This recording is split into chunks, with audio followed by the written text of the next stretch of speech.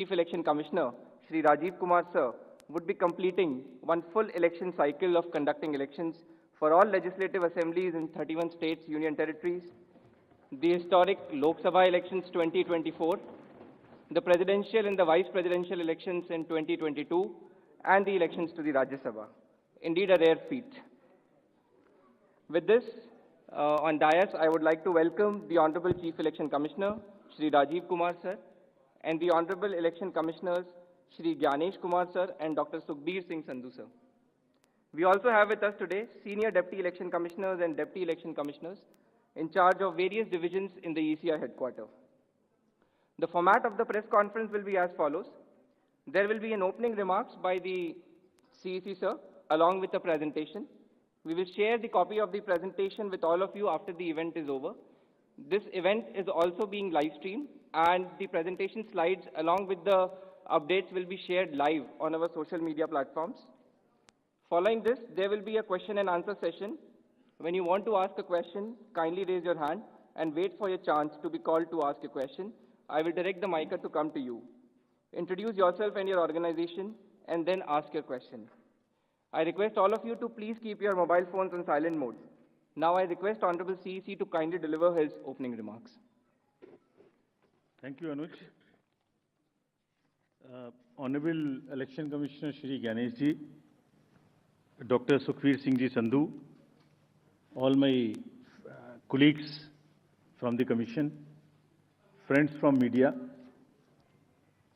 we welcome you to this press conference for the announcement of the schedule for the general elections in Delhi and also the by-polls wherever they are pending. जैसे अभी उन्होंने कहा कि ये इस वर्ष की पहली प्रेस कॉन्फ्रेंस है, तो I will take this opportunity to greet all the voters, all the citizens of the country और सबको बहुत बहुत नववर्ष की शुभकामनाएं। और जैसे अनुज ने कहा कि ये मेरी एससीसी आखिरी प्रेस कॉन्फ्रेंस भी है, सो आप सबको, सभी वोटर्स से मेरी अपील है कि खासतौर से युवाओं से कि इसी तरीके से लोकतंत्र में अपनी भागीदारी बढ़ाते रहें। बहुत ही सुंदर बगिया है, इसको अपने वोट से हमेशा सजाते रहें। Friends, 2024 has been an year of elections globally. पूरे वर्ल्ड में इलेक्शंस हुए, डेमोक्रेसीज में almost 2/3 of the population in the democratic world went for voting. हमारे यहाँ भी 2024 में 8 राज्य और यूटीज में इलेक्शंस हुए, जनरल इलेक्शन हुआ। एक अच्छा माहौल रहा, नए कीर्तिमान लोकसभा इलेक्शंस में हमने बनाए, विश्व में मैक्सिमम वोटिंग का परसेंटेज का रिकॉर्ड बना, लोगों की भागीदारी का, महिलाओं की भागीदारी का, वायलेंस फ्री इलेक्शंस का, no repolls, record seizures, inducement free to the extent it was possible, J&K, Manipur, LWE areas. So काफ़ी रिकॉर्ड्स बने और मुझे उम्मीद है कि आने वाले समय में भी इसी प्रकार से लोकतंत्र और मजबूत होता रहेगा। Another landmark is in the making.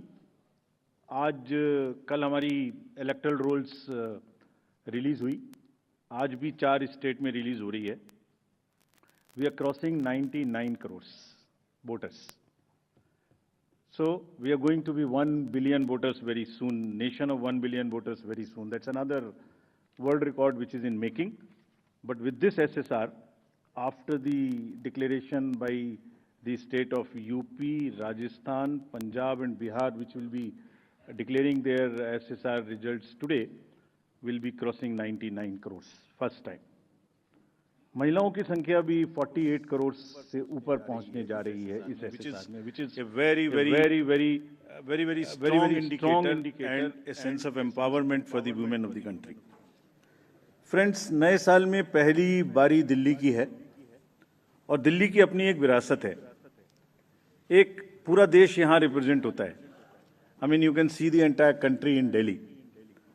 मतलब एक विविधता का बिल्कुल एक जागृत नज़ारा देखने को मिलता है। दिल्ली में किसी भी जगह में चले जाइए, हर कल्चर, हर जगह के लोग आपको यहाँ मिलते हैं। सो रिस्पॉन्सिबिलिटी भी दिल्लीइट्स की बढ़ जाती है and we are sure Delhi will this time vote in larger numbers. और जिसको अगर कह सकें तो दिल्ली दिल से वोट करेगी, ऐसा हमें उम्मीद है। फ्रेंड्स, इन सभी उपलब्धियों के बीच I am coming to a little serious issues, and I'll take some time before I come to the Delhi specific issues. 24 में जहां मैंने इतनी सारी उपलब्धियां गिनाई, वहीं चुनाव के दौरान कुछ डाउट्स, कुछ शंकाएं, कुछ कंसर्न्स भी रेज होते रहे. So prior to coming to Delhi elections, let me on my own tell you what kind of concerns were raised, and I'll narrate all these concerns, and also before coming to Delhi try and answer on each one of them so that no doubts remain. कहा गया कि electoral rolls में wrongful addition या deletion कर दिए गए. ये अभी रिसेंट शुरू हुआ जनरल इलेक्शन के बाद, महाराष्ट्र इलेक्शन से. अभी दिल्ली में भी चल रहा है लगातार यही बात. तो आप पूछेंगे, इससे पहले मैं खुद वो प्रश्न दे रहा हूं जो आपके मानस में हैं और सबके मानस में फैला दिए गए हैं. ऐसा भी कहा गया है कि कोई ग्रुप्स को टारगेट कर दिया जाता है, किसी के नाम काट दिए जाते हैं, किसी लोकेलिटी से नाम काट दिए जाते हैं. मैं आज सब बताऊंगा कि ऐसा हो सकता है क्या, ऐसा क्यों नहीं हो सकता. कहा गया कि कुछ कॉन्स्टिट्यूएंसीज में 50-50 हज़ार वोटर बढ़ा दिए गए, वहां पर कोई पर्टिकुलर पार्टी जीत गई. इस तरीके की चीजें कही गई. ईवीएम्स का तो एक सब जवाब देने के बाद बोला गया कि मैनिपुलेट हो सकती हैं. ये भी 2 बार हो सकता है, कभी बैटरी के नाम पर, कभी किसी नाम पर, कभी कहा गया कि ये ईवीएम इलेक्शन है, लोगों का इलेक्शन नहीं है. वोटर टर्नआउट इंक्रीज हो जाता है 5 बजे के बाद. ये काफी एक विषय पब्लिक में रहा, जनरल इलेक्शन के दौरान भी, उसके बाद भी. कैसे 5 बजे के बाद बढ़ सकता है, कहां बढ़ गया, कौन सी 5 बजे से 10 बजे तक के बीच में कतारों में, लाइनों में लोग खड़े हुए थे, हमें वीडियो दिखाइए. इस तरीके के प्रश्न पूछे गए, जिसके उत्तर मैं आज देना चाहता हूं before going to Delhi election. Also necessary, because the doubts gets removed, you can ask me further questions if you want, and these questions do not come again election after election. Voters में mismatch हो गया, जितने vote पड़े थे वो बढ़ा दिए गए. पहली बात तो ये था वोटर टर्नआउट में, चलिए बढ़ा दिए. उसके बाद काउंटिंग में मिसमैच हो गया, कहीं कम गिन लिए, कहीं ज्यादा गिन लिए. ये भी मुद्दे उठे. काउंटिंग को स्लो डाउन कर दिया गया. अभी एक नया मुद्दा उठा है कि हमने कोई रूल चेंज कर दिए हैं जिससे बहुत बड़ी ट्रांसपेरेंसी खत्म हो गई है. So all these questions are actually, अगर एक बहुत बड़ी पिक्चर आपको मैं दिखाऊं तो 10.5 लाख बूथ हैं कंट्री में. हर बूथ पर 4 से 5 पोलिंग ऑफिशियल्स होते हैं, तो उनका नंबर हो गया 10.5 × 4 भी कर लें तो करीब 45-50 लाख लोग हैं. ये 45-50 लाख जो पोलिंग ऑफिशियल्स हैं, ये उसी स्टेट के होते हैं, डिफरेंट डिपार्टमेंट्स के होते हैं, डिफरेंट स्किल सेट्स के होते हैं. एंड चुनाव से बूथ पे पहुंचने के 2 days 3 days before they are randomised in front of the candidates and teams are formed. So they meet first time 2-3 days. So there cannot be, ऐसा लगता है कि जैसे 40-45 लोग कोई कॉन्स्पिरेसी या कोई गलती गड़बड़ करने के लिए बैठे हुए हैं. इतने सारे क्वेश्चंस देख के बड़ा पेन होता है इनको, because they are at the receiving and.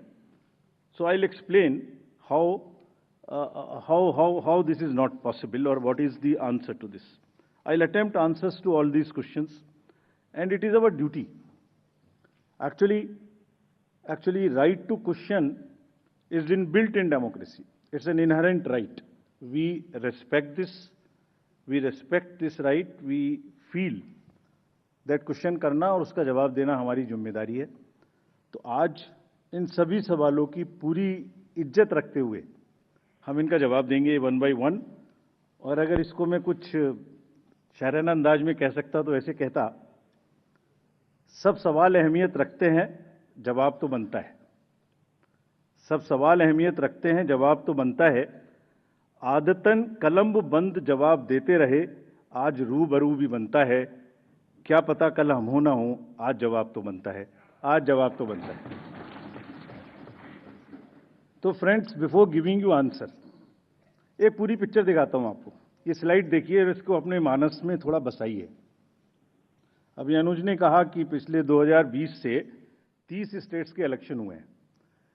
15 states में different parties are the biggest parties. This is the beauty of Indian elections and the democracy.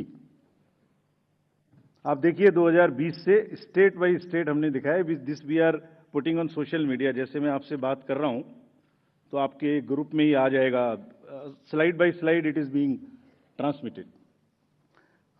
20, 21, 22, 23, 24 हर जगह में different parties are coming to, are getting maximum seats.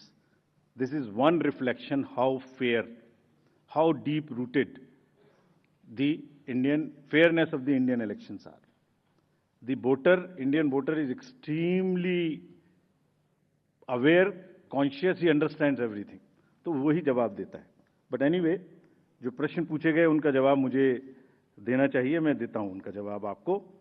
एक जवाब देने से पहले अगर ये बात मैं कहूं कि ये पूरी पिक्चर अगर किसी को दिखा दो तो सारी पार्टीज को पता है कि वो जहां उनको वो भी हर जगह में जीते हैं। हर इलेक्शन के बाद एक परिणाम से रिलेटेड, परिणाम के बेसिस पे प्रक्रिया का आकलन नहीं हो सकता। परिणाम अपना निश्चिंत है। फिर से जो पार्टी सब जानती हैं कि वो भी जीतती हैं, अगर उसको भी शायराना अंदाज में कहा जाता तो कैसे कहते, ये मैं कहने की कोशिश फिर से करता हूं। वो जानते हैं वो जीत चुके हैं, उन्हें पता है। कर न सकें इकरार तो कोई बात नहीं, मेरी वफा का उनको एतबार तो है। शिकायत भले ही उनकी मजबूरी हो, मगर सुनना, सहना, सुलझाना हमारी आदत तो है। Friends, with this I will come to the electoral roll. अभी भी इलेक्टरल रोल के बारे में कहानी चल रही है। देखिए, आपको एक करीब 70 स्टेप्स ऐसे हैं।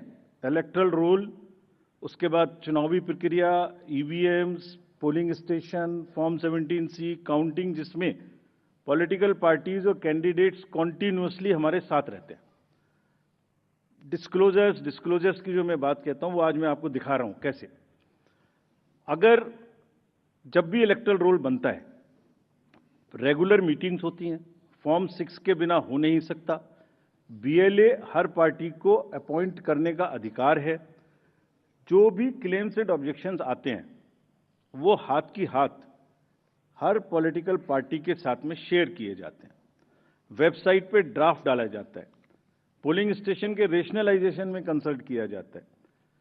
कोई डिलीशन हो ही नहीं सकता जब तक उसके पीछे फॉर्म 7 ना हो। यहां तक कि अगर किसी की डेथ हो गई है, उसका भी डेथ सर्टिफिकेट हम अपने रिकॉर्ड में लगा के बीएलओ के माध्यम से रखते हैं। अगर किसी का डिलीशन इसके अतिरिक्त होना है शिफ्टिंग में, उसको नोटिस देते हैं, वेबसाइट पे डालते हैं, क्लेम्स एंड ऑब्जेक्शंस का टाइम देते हैं। हमने मेहनत करके इस पूरी प्रक्रिया का एक चार्ट बनाया, मैं आपको दिखाना चाहता हूं वो चार्ट। नेक्स्ट।